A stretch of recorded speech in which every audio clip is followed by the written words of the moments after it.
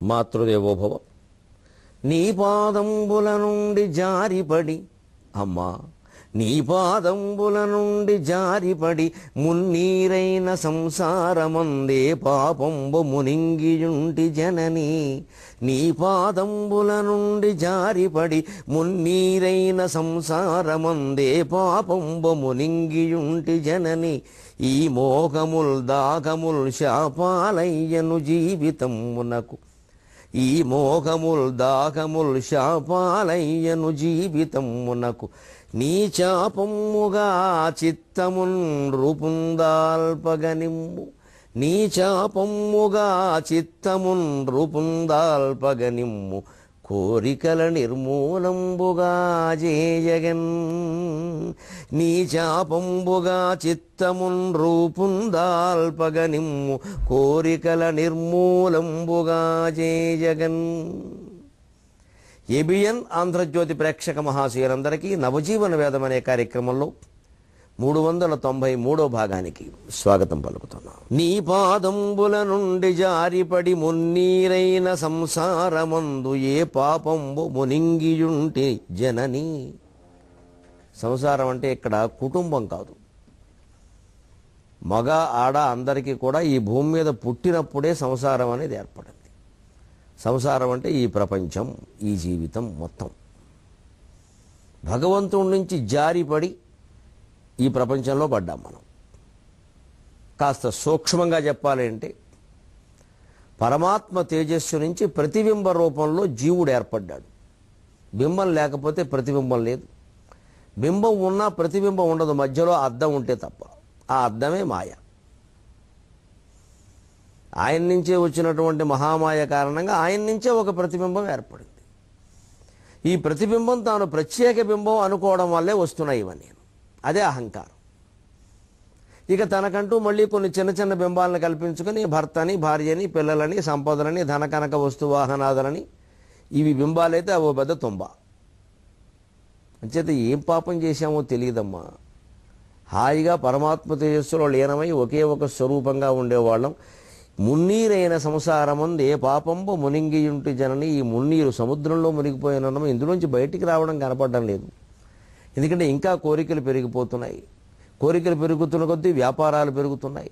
వ్యాపారాలు పెరిగిన కొద్దీ కల్తీలు పెరుగుతున్నాయి. కల్తీలు పెరిగిన కొద్దీ అపనమ్మకాలు పెరుగుతున్నాయి. అపనమ్మకాలు పెరిగిన కొద్దీ ఆందోళనలు, అనారోగ్యాలు పెరుగుతున్నాయి. ఎవరినీ నమ్మే పరిస్థితి లేదు.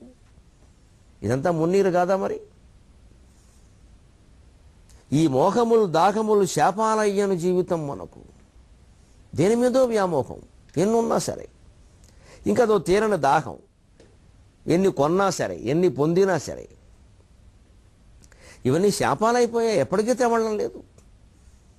పోనీ మనం పొందగలిగిన మనం పొందామంటే మళ్ళీ పిల్లలు, వాళ్ళ కోరికలు, వాళ్ళకి పిల్లలు, వాళ్ళ ఆరోగ్యాలు, అనారోగ్యాలు, వాళ్ళ సమస్యలు అన్నీ మొత్తం మీద బలవంతంగా ఈ జీవుడు శరీరాన్ని వదిలిపెట్టిపోయే వరకు ఇవి తెమలవండిది. ఎంతకీ తెమలవు. అందుకేనా అమ్మా, నీ శాపంబుగా చిత్తమున్ రూపందాల్పకనిమ్ము. ఏమిటి లలితాదేవి శాపం ఏమిటి? మనోరూపేక్షుకోదండ పంచతన్మాత్ర సాయక. మన మనస్సు ఆవిడ చేతిలో చెరుకు విల్లు కావాలి. మనోరూప ఇక్షుకోదండ. వ్యాస మహర్షి బ్రహ్మాండ పురాణంలో లలిత నామ సహస్రంలో మనస్సుని చెరుకు విల్లుతో పోల్చారు, చెరుగ్గడతో. కారణం, చెరుగ్గడలో పిప్పి ఎక్కువ, రసం తక్కువ. 4 గడలు నలిపితే గ్లాసు రసం వస్తుంది. చెరుగ్గడలో పిప్పి ఎక్కువ, రసం తక్కువ. మన మనస్సు కూడా అంతే. తలనొప్పి ఎక్కువ, జరిగేది తక్కువ. సరైన ఆలోచనలు చాలా తక్కువ, సారవంతమైన ఆలోచనలు తక్కువ, నిస్సారమైన ఆలోచనలు ఎక్కువ. ఓ 3 గంటలు ఆలోచిస్తాం 3 నిమిషాల సమస్యకి. అసలు వ్యక్తితో ఆలోచించాం, అందరితోనూ ఆలోచిస్తూ ఉంటాం. అసలు వ్యక్తి రాగానే నోరు మూసేసుకుంటాం. ఎలా సమస్య పరిష్కారం అవుతుంది? ధైర్యం ఉంటే అసలు వ్యక్తి దగ్గరే కదపాలి, వాడితోనే తేల్చుకోవాలి అదేమిటో. అవతల ఒక వ్యక్తి సమస్యగా మారినప్పుడు ఆ వ్యక్తిని కూర్చోబెట్టి మాట్లాడాలి. అంటే మనం ఎంత చర్చించుకున్నా వాడు వినవు. దెబ్బ అంతే. ఎవరు శాశ్వతం కాదు ఇక్కడ. ఒకరి గురించి ఒకరు తలనొప్పి పడాల్సిన పనే లేదు. తెచ్చుకుంటున్నాం మనం, ఎక్కువ చేసుకుంటున్నాం దాన్ని మమకారం పెంచుకోవడం వల్ల. ఇదో కనిపించని అహంకారం. ఈ మమకారం అనేది మమకారం కాదు, కనిపించని అహంకారం. నేను అనుకున్నట్టే ఉండాలి అని. వీళ్ళు నా వాళ్ళు, అదే అహంకారం అంటే. అంచేత మనస్సు ఎప్పుడైతే చెరుగ్గడలా మారిందో, అమ్మవారి చేతుల్లో ఉన్న చెరుగ్గడ అయిందో, అది మన చేతుల్లో ఉంటే నస, ఆవిడ చేతుల్లో ఉంటే రసమయమైన చెరుకు గడ. పునరేక్షు కోదండ, కోరికల నిర్మూలంబుగా చేయగల. అప్పుడు ఈ చేతిలో ఉండేవి అరవిందమశోకంచ చోతంచ నవమల్లిక నీలోత్పలంచ పంచైతే పంచబాణస్య సాయక, ఇవే కదండి శబ్దస్పర్శ రూపరసగంధాలు పంచబాణాలంటే అవే. సరిగ్గా వీటికి చిక్కుకోబట్టే రావణాసురుడు బాధపడుతున్నాడు. ఆ కోరికను నిర్మూలంగా చేసుకుంటే మనం రావణాసురుడిలాగా సర్వనాశనం కాకుండా ఉంటాం. ఇదే సుందరకాండ సారాంశం. భృశం నియుక్తస్తస్యాం మదనేన మదోత్కటః అంటాడు వాల్మీకి. రావణాసురుడు పొద్దున్నే వేదనాదాలు వినపడ్డాయని చెప్పాం కదా, లంకలో కూడా మరి బ్రాహ్మణులు అక్కడ ఉన్నారు. పైగా బ్రహ్మరాక్షసులు వేదం చదువుతారు, వాళ్ళు పూర్వజన్మలో బ్రాహ్మణులు. రాక్షసి జన్మెత్తినా వేద సంస్కారం పోలేదు, మరింత తేలిగ్గా వచ్చింది వాళ్ళకి. ఊరికే ఓసారి చూస్తే మొత్తం గుర్తొచ్చింది, ఎందుకంటే పూర్వజన్మలోనే బాగా చదివారు.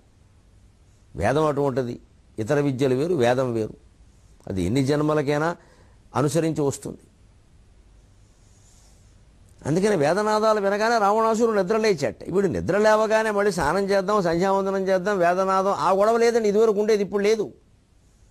భృశం నియుక్తస్తస్యాం మదనేన మదోత్కటక, తెల్లారు లేచింది మొదలు వాడికి మన్మథ బాధే. మదనేన మదోత్కట సహా రావణక తస్యాం భృశం నియుక్త.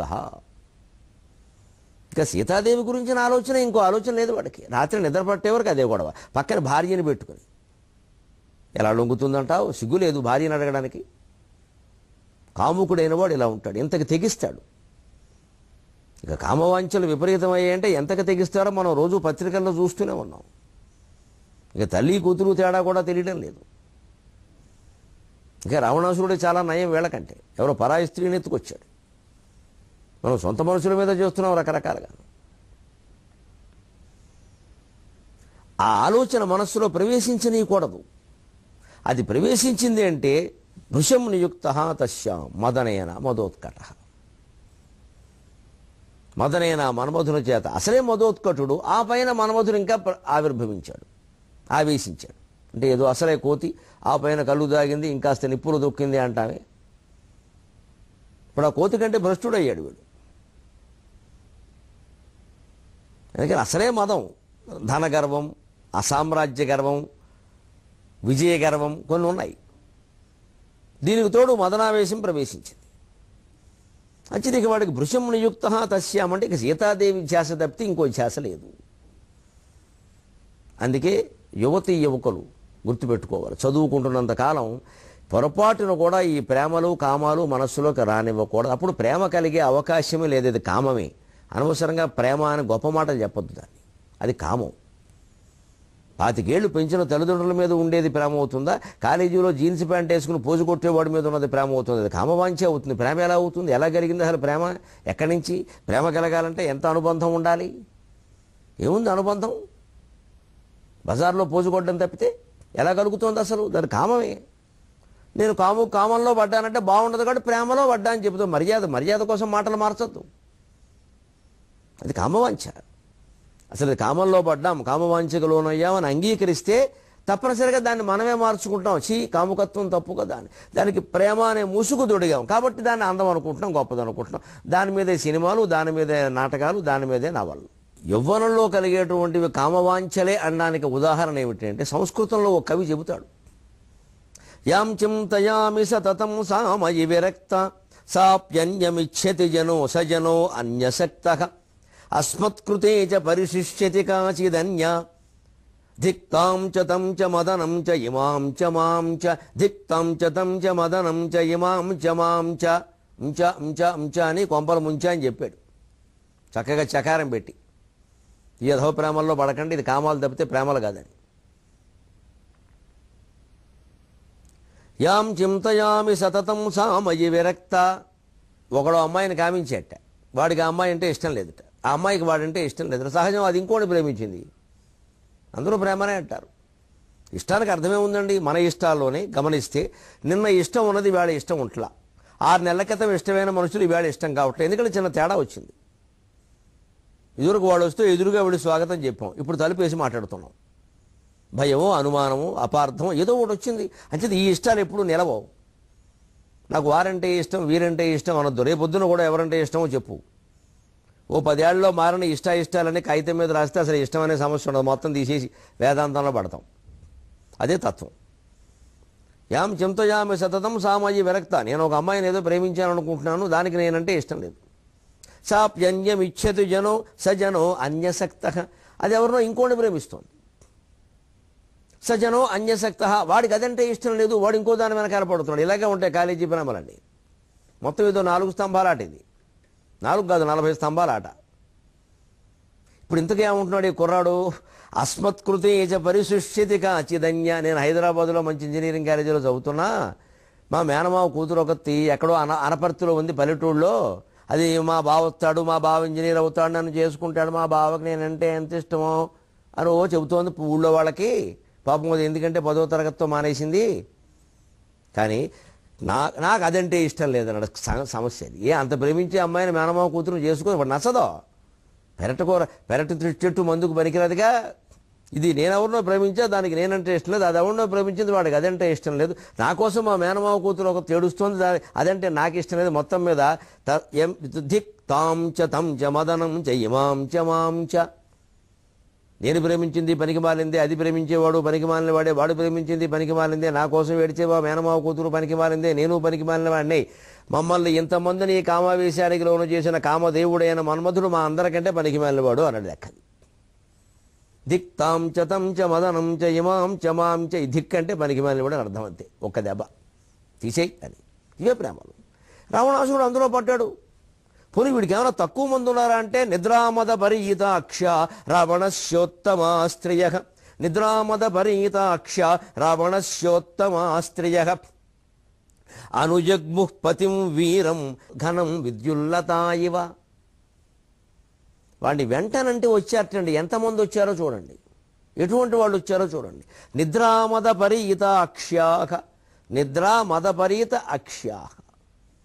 వాళ్ళ కళ్ళల్లో నిద్ర మత్తు ఇంకా పోలేదు. ఈ సన్నాసి అలా ఏడిపించుకు తింటున్నాడు వాడిని.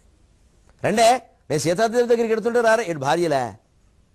వీడు పరస్త్రీ దగ్గరికి ఎడుతున్నాడు. ఆ వీడికి వెనకాల అక్కడ ముందు స్వాగతానికి ఓ 10 మంది భార్యలోను, వెనకాల వీడుకోలకు ఓ 10 మంది ఉండే. ఎంత ఒళ్ళు పోగరండి వీడికి. ఇదే పని వీళ్ళ భార్యల్లో ఎవరైనా చేస్తే దాన్ని నరికేస్తాడా? వీడు మొగాడు ఏమైనా చేయొచ్చా? ఇదే కదా పెత్తనాలు. రమ్మన్నట్టు పాపం వాళ్ళు పడుకున్నట్టే లేచి వచ్చేసారు. తప్ప చంపేస్తాడని. ఇక వాళ్ళు వీడిని ప్రేమిస్తున్నట్టేనండి. కానీ వాల్మీకి ఏమంటున్నాడు? రావణస్య ఉత్తమాస్త్రియగా. వాడంతా ఉత్తమ స్త్రీ. మరి ఎంత ఉత్తమలో తెలుస్తూనే ఉంది.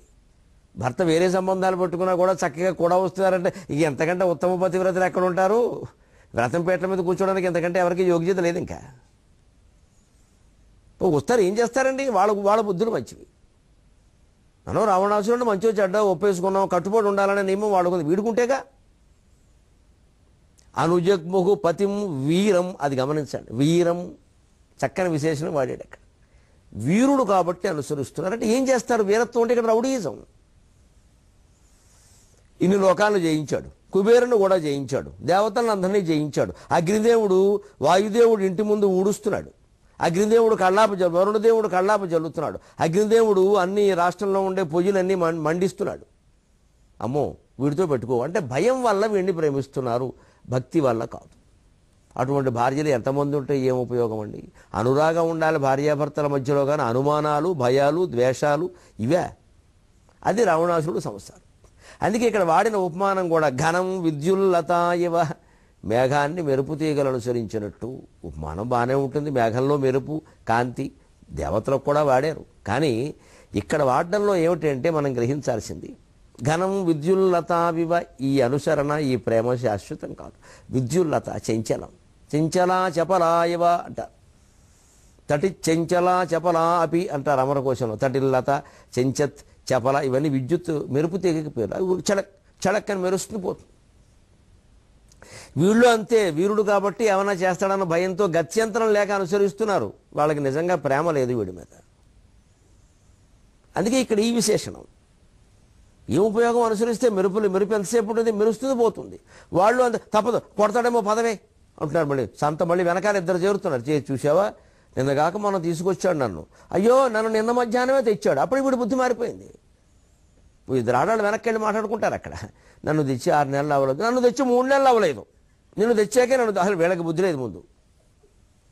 వీడింత వ్యధవయం తెలుసుండి వాడిని చేసుకోవడం ఏంటి? ఇప్పుడు బలవంతంగా వచ్చిన వాళ్ళు సరే, లోకంలో ఇప్పటికి కూడా మీరు గమనించండి, నన్ను మన్నించండి అంటున్నందుకు నా బిడ్డలుగా భావించి చెబుతున్న కొంతమంది ఆడపిల్లలండి పెళ్ళైన వాళ్ళని ఆశ్రయిస్తున్నారు. వాళ్ళ మనస్సుకు నచ్చితే చాలు, ఇంకా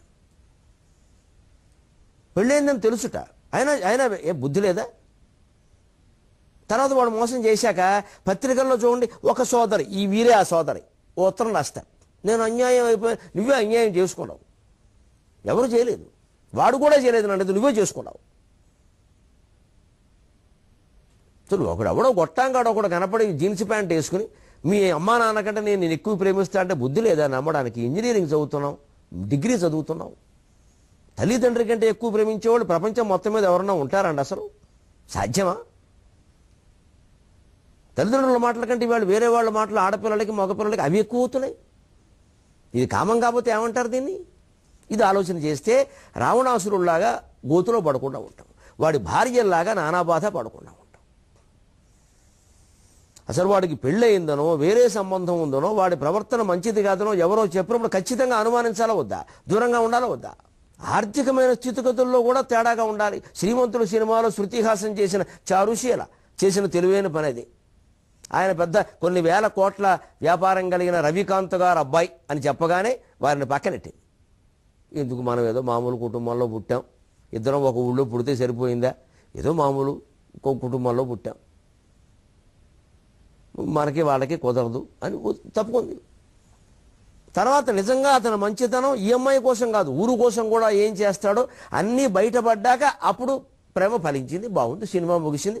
మనకు 200 అయ్యాయి, ఇది వేరే విషయం, అయితే అయ్యాయి మంచి సినిమా. శ్రీమంతుల్లో కూడా మంచి వాళ్ళు ఉంటారు, మంచి శ్రీమంతుడు అనుకున్నాం. మనకు 200 అయ్యాయి, నటించిన వారికి 200 కోట్లు వస్తాయి, దానికేముంది? ఎవరి సరదా వారిది. మంచిదే కదా, నేర్చుకోవాలి కదా, సినిమాల నుంచైనా నేర్చుకోండి. అమ్మాయి చాలా తెలివిగా వ్యవహరించింది, ఏదో ప్రేమించాం కదా అని గోతులో పడిపోలేదు, చాలా పరీక్షలు చేసింది ఆ అబ్బాయిని. అతను కూడా చాలా ఉదాత్తంగా వ్యవహరించాడు. ఈ అమ్మాయి మీద వ్యామోహంతో ప్రవర్తించినట్టుగా ఎక్కడా లేదు మహేష్ బాబు. మంచి పాత్ర అది, అక్కడి నుంచే నేర్చుకోవచ్చు కదా. ఈ కాస్త విచక్షణ, ఓపిక ఇది ఉండాలండి, లేకపోతే గోతులో పడిపోతాం. ఇప్పుడు వాళ్ళు అదే అనుకుంటున్నారు, నిన్నేమో 1 ఏడాది క్రితం తీసుకొచ్చాడు, నన్నేమో 6 నెలల క్రితం తీసుకొచ్చాడు, మనం ఇద్దరం నచ్చలేదు, ఇప్పుడు ఇంకోళ్ళని పట్టుకొచ్చి పైగా ఆవిడ అనుగ్రహించకపోతే బతిమాలుతున్నాడు వీడు దుంపదగా. ఇదేం ప్రేమ? ముఖ్యంగా అమ్మాయిలు, కళాశాలల్లో చదువుకుంటున్న అమ్మాయిలు జాగ్రత్తగా వినండి దయచేసి. ఇక్కడ కొంచెం ముందు జరిగిన పద్యమైన సందర్భం కాబట్టి చెప్పుకుందాం, దీనికంటే ముందు ఇది కానీ చెప్పుకుందాం. ఈ సమయానికి తగిన విశ్వనాథ వారి పద్యం సుందరకాండలోది. రావణాసురుని చూడగానే సీతాదేవి ఒళ్ళంతా కప్పేసుకుందిట. ముఖ్యంగా స్త్రీలో ఏ అవయవాల్ని చూసి పురుషుడు వ్యామోహపడతాడో అవన్నీ కప్పేసుకుంది. నేను విప్పుకొని తిరుగుతా, చూడడానికి నువ్వు ఎవడవని మాట్లాడాలి. ఇప్పుడు అలాంటి మాటలు కూడా వస్తున్నాయి. మా ఇష్టం వచ్చినట్టు మేము తిరుగుతాం, తప్పమ్మా. నీ ఇష్టం వచ్చినట్టు నువ్వు తిరిగాక వాడు ఇష్టం వచ్చినట్టే వాడు ఉంటాడు, ఎవరు మాట్లాడడానికి వీల్లేదు ఇక్కడ. ఎప్పుడూ వేషధారణ విషయంలో, భాష విషయంలో, సంప్రదాయాల విషయంలో సమాజం చట్టాలు కొన్ని ఉంటాయి, పద్ధతులు, చట్టమే కాదు సంప్రదాయాలు కొన్ని ఉంటాయి, వాటిని మనం పాటించి తీరాలి. ఒళ్ళంతా కనపడేలాగా అర్ధనగ్నంగా ఉండేలాగా ఆడపిల్లలు ఉన్నప్పుడు మగపిల్లలు వెర్రి వేషాలు వేస్తారు. వాళ్ళెవరిని మేము సమర్థించట్లా. ఆడపిల్లలే మాకు పిల్లలు, మా పిల్లల బాగు కోరి మాట్లాడుతున్నాం. తప్పు అయితే మీ కర్మ. మాట్లాడతారు పెద్దవాళ్ళు అలాగా, అది తప్పన్నట్టుగా మాట్లాడుతున్నారండి. సీతాదేవి ఏం చేసిందంటే వక్షస్థలం కనపడకుండా ఈ తొడలు పైకి కప్పుకుందండి. ఇలాగా ఉన్నది చెబుతున్నా, సుందరకాండలో ఉన్నది. చేతులతో ఇలా కప్పేసుకుందండి. ఎందుకండి? అలా కూర్చొని మాట్లాడితే ఆవిడని కాదనేవారెవరు? సహజంగా ఏ అవయవాలు చూసి పురుషులు వ్యామోహపడతారో వాటి విషయంలో స్త్రీలు జాగ్రత్తగా ఉండాలి. ఇవాళ ఫర్నిచర్ ప్రకటనలు, ఊరికే సోఫాలు కుర్చీలు ప్రకటనలు కూడా ఆడాళ్ళని అర్ధనగ్నంగా కాదు, 30 నగ్నంగా కూర్చోబెట్టి నవ్వు ఓపెన్ ఎట్ ఏఎస్రావు నగర్ పెద్ద ప్రకటన. ఏమిటి ఓపెన్ ఎట్? ఏమిటి ఆ మాట? ఏమిటండి అసహ్యంగా? ఆడాళ్ళని ముప్పావు నగ్నంగా కూర్చోబెట్టి ఓపెన్ ఎట్ ఏఎస్రావు నగర ప్రకటన అది.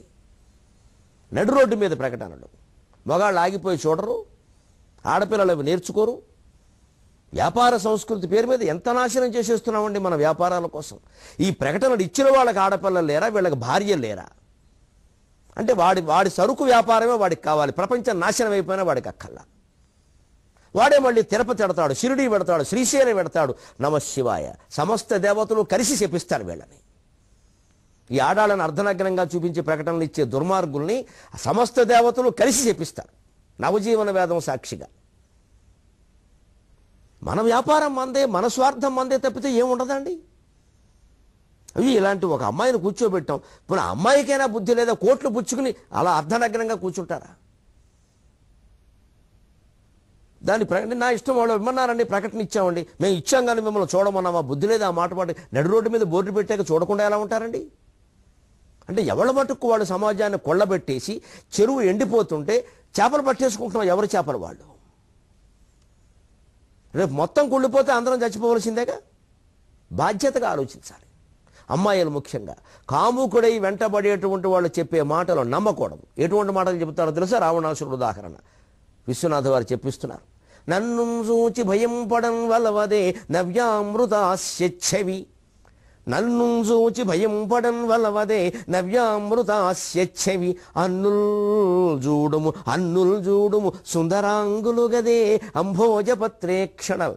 అన్నుల్ చూడుము సుందరాంగులు గదే అంభోజపత్రేక్షణల్. నిన్నున్ గోరిన నన్ను గోరెదరు తన్వి. నిన్నున్ గోరిన నన్ను గోరెదరు తన్వి. నిన్నున్ గోరిన నన్ను గోరెదరు తన్వి. కన్నుల్ విప్పుము చీకటుల్ వెడలనే కాశ్మీర నేత్రచ్ఛవి. కన్నుల్ విప్పుము చీకటుల్ వెడలనే కాశ్మీర నేత్రచ్ఛవి. నిన్నున్ గోరిన నన్ను గోరెదరు తన్వి. ఎంత ఒళ్ళు పొగరెక్కి మాట్లాడుతున్నాయండి. కాముకుడైన మొగాళ్ళు ఇలా మాట్లాడతారు. అమ్మాయిలు జాగ్రత్తగా ఉండాలి. మన వేషధారణలోనూ జాగ్రత్తగా ఉండాలి. అవతల వాళ్ళు ప్రయోగిస్తున్న భాషలోనూ జాగ్రత్తగా ఉండాలి. గమనించాలి. మనల్ని మనం గమనించుకోవాలి, ఎదుటి వాళ్ళని గమనించాలి. అప్పుడు పేపర్లో వార్తలకు ఎక్కం, ఆత్మహత్యలు చేసుకునే పరిస్థితి రాదు. నన్ను చూచి భయం పడన్ వలవదే. ఆవిడ భయమైతే, అసఖ్యమైతే, ఏదైతే కనీసం మన జాగ్రత్తలో మనం ఉందామనైతే అందమైన అవయవాలన్నీ కప్పేసుకునేటువంటి ప్రయత్నం చేస్తుంటే ఈ సన్నాసి వీడిని చూసి ఆవిడ భయపడుతుంది అనుకుంటాడు. ఆవిడెందుకు భయపడుతుందండి? రాముడి భార్య, దశరథ మహారాజు కోడలు, మహాయోగి జనక మహారాజు కుమార్తె. ఆవిడ భయపడ్డామా? ఆదిపరాశక్తి. వీడెవడు ఆవిడ్ని భయపడ్డానికి? వీడి వంశం, వీడి చరిత్ర మొత్తం నాశనం చేయడం కోసం ఆవిడ అక్కడ ఉంది తప్పితే ఆవిడ వెళ్ళిపోదలుచుకుంటే వచ్చిన మర్నాడు వెళ్ళిపోతుంది. ఆవిడ పెద్ద విషయం. ఆవిడే దొరకద్దు అనుకుంటే వీడికి దొరుకుతుందా అండి? మాయలుడనే విష మీద దొరికింది కానీ అమ్మవారు దొరుకుతుందండి వీడికి. ఇది రామాయణం అంతరార్థం, ధ్వని. కానీ వాడు అలాగే అంటాడు, నవ్యామృతాస్యచ్ఛవి. బా, అమృతం ఒలికేటువంటి ముఖం నీది. అలాగే అంటాడమ్మా. బస్ స్టాండ్లో కనపడేవాడు అలాగే అంటాడు. ఎంతోమందిని చూశాను కానీ మీలా ఎవరోను. అబ్బా, పెళ్ళయ్యాక 6 నెలలకి ఈ మాట మాట్లాడు. అప్పుడు మళ్ళీ ఇంకెంతోమందిని చూస్తూ ఉంటాడు. నవ్యామృతాస్యచ్ఛవి. కొత్త రకమైన అమృతం ఒలికేటువంటి ముఖం నీది. మరొకరైతే పడిపోయేవాళ్ళే. సీత కాబట్టి పడలే. ఈ పీతలు పడకేమవుతాయి? పీతలు పడిపోతాయి, సీతలు ఎందుకు పడతాయి? ఇంకో మాట చూడండి. సహజంగా మొగాడు ఆకట్టుకుందుకు ఏం మాట్లాడతాడు? అన్నుల్ చూడుము సుందరాంగులు గదే. నా అన్ను అంటే స్త్రీ అండి. అన్నుల మిన్న అంటారు, అందుకని స్త్రీలలో గొప్పది. అన్ను అంటే స్త్రీ. నా చుట్టూ ఉన్న ఆడాళ్ళని చూడు, సుందరాంగులు గదే. అంటే ఇంతమంది అందమైన ఆడవాళ్ళు ఉండి కూడా నీ వెనకాల పడుతున్నానంటే నీ మీద నాకు ఎంత ఉందో గ్రహించమని. కానీ ఇందులోనే ఇంకో అర్థం, ఇంతమంది ఉండి కూడా వాళ్ళని మోసం చేసి ఇంకో స్త్రీని కోరుతున్నాడంటే రేపు ఈవిడ లొంగినా అంతే కదండి పరిస్థితి. ఈ ఆలోచన ఎందుకు రావద్దండి? సీతాదేవికి వస్తుంది ఆలోచన, మనకెందుకు వస్తుంది? దెబ్బైపోయే వాళ్ళకి. నన్ను చూడము సుందరాంగులు కదా, అంభోజపత్రేక్షణ ఎంత అందంగా ఉన్నారు. నిన్ను కోరిన నన్ను కోరెదురు. పైగా వీళ్ళు ఎంత సన్నాసులు అంటే ఈ ఆడాళ్ళు కూడా, నేను నీ మీద మోసపడుతున్నా సరే వీళ్ళు నన్ను వదిలిపెట్టట్లా, బలవంతంగా వదిలిపెట్టట్లా, ప్రేమతో ఎవరు పట్టుకుని ఉండాలి, అలాగా చంపేస్తాడని భయం. అదేదో పెద్ద గొప్ప విషయంగా చెబుతున్నాడు నేను. కన్నులు విప్పుము చీకటులు వదలని. అసలు నీ జీవితంలో చీకట్లే వదిలిపెట్టే శ్రీరాముడితో జీవితం చీకట, ఈ సన్నాసితో జీవితం వెలుగా. ప్రతి పరాయి మొగాడు పెళ్ళైన ఆడవాళ్ళ దగ్గర కూడా ఇలాగే మాట్లాడతాడు. మీ ఆయనకి అసలు ఎలా చూసుకోవాలో తబ్బ వీళ్ళ ఆవిడని అడిగితే చెబుతుంది వీడు ఎలా చూసుకుంటున్నాడు. ఈ దొంగ మాటలకి అందరూ పడిపోతారు. మా ఆయన ఎప్పుడు ఎలా మీలా మాట్లాడలేదు. మాట్లాడరమ్మా. మగాడు ఎప్పుడు భార్య దగ్గర అలా మాట్లాడు, పరస్త్రీల దగ్గరే మాట్లాడతాడు. భార్య దగ్గర అలా మాట్లాడేవాడిని రాముడు అంటారు, పరస్త్రీల దగ్గర మాట్లాడేవాడిని వెధవ అంటారు. మనం ఎలా ఉండాలో నిర్ణయించుకోవాలి. పద్యాలన్నీ అలా ఉంటాయి. మళ్ళీ 23:30 గంటల్లో కలుద్దాం. ఈ రావణుడు సీతా సంభాషణలు, ఆ పైన హనుమంతుడు చూడడం, ఈ విచిత్రమైన సన్నివేశాలు ఏ మలుపు తిరుగుతున్నాయో, అవి మన నవజీవితానికి ఏ సందేశం ఇస్తాయో మనం తెలుసుకుందాం. మళ్ళీ కలిసేంత వరకు తెలుగులో మాట్లాడదాం.